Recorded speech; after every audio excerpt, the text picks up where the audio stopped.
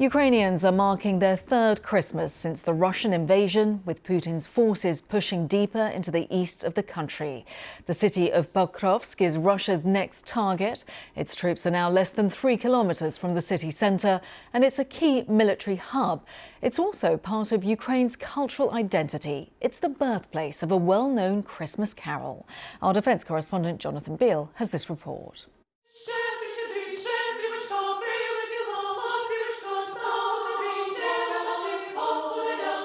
The discord of Christmas in a shattered city.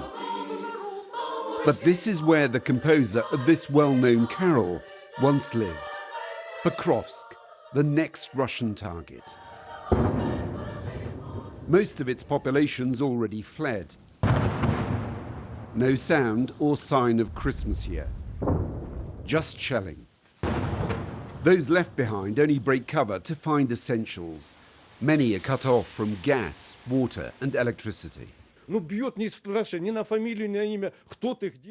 says you never know where or when the next hit will be.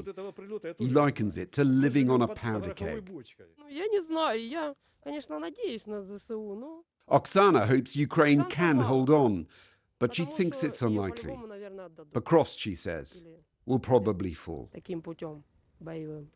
Russian forces are still advancing towards the city of Pokrovsk. They are now just a few miles from where I'm standing. And it's not just the physical destruction of the city that you can see all around me. Ukraine also accuses Russia of trying to erase its cultural identity too. This familiar tune, known as the Carol of the Bells, or Shedrik in Ukraine, was composed by Mykola Leontovich. This is where he worked as a music teacher in Pokrovsk. A plaque, now the only reminder. The Hasesh family fled Pokrovsk this summer. They're now shocked at the scale of devastation. Mum Yulia says it makes her want to cry. But she isn't letting her daughters forget home or the signature song of their city.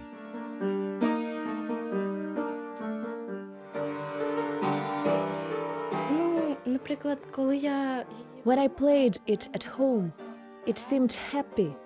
It reminded me of winter and Christmas. Now it's more of a sad song to me, because it reminds me of home, and I really want to go back.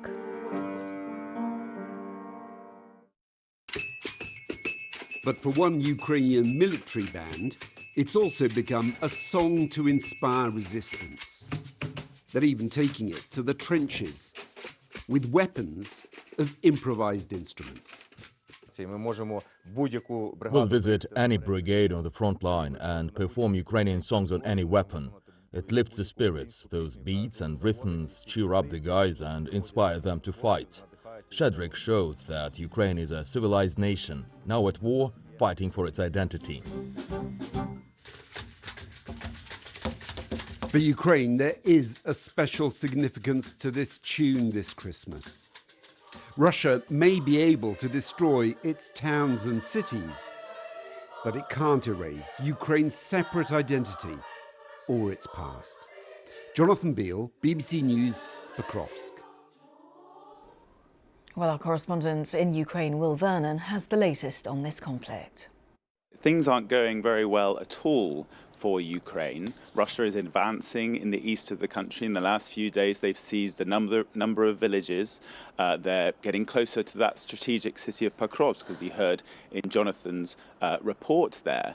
And Russia is advancing pretty fast. Last month, they seized an area roughly the size of London, at a huge cost, it must be said, but nonetheless, they are advancing. As well as that, night after night, Ukrainian cities are being barraged by missiles, drones, guided bombs. Russia has been targeting Ukraine's energy infrastructure. It is bitterly cold here, and most of the power grid is damaged or destroyed. Yesterday, there were emergency blackouts in Kiev, in Dnipro, other Ukrainian regions too, so that the Ukrainians could try and repair some of that damaged infrastructure. Look, the mood here is gloomy, right?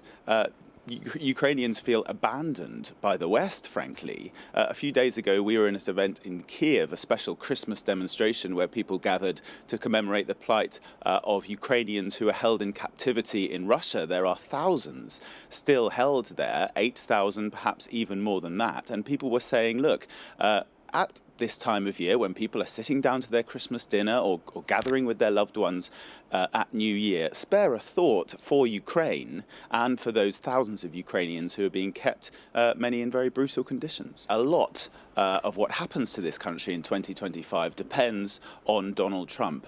You know, it's interesting, speaking to Ukrainians, there's actually a kind of note of very cautious optimism about the new president. Many Ukrainians are pretty disappointed by Joe Biden. They feel that he hasn't given enough support to Ukraine. They think that he gave only enough weapons and money, really, to keep Ukrainians fighting and dying, and not enough for victory. But many of them see Donald Trump as someone who likes to win, someone who likes to do a deal.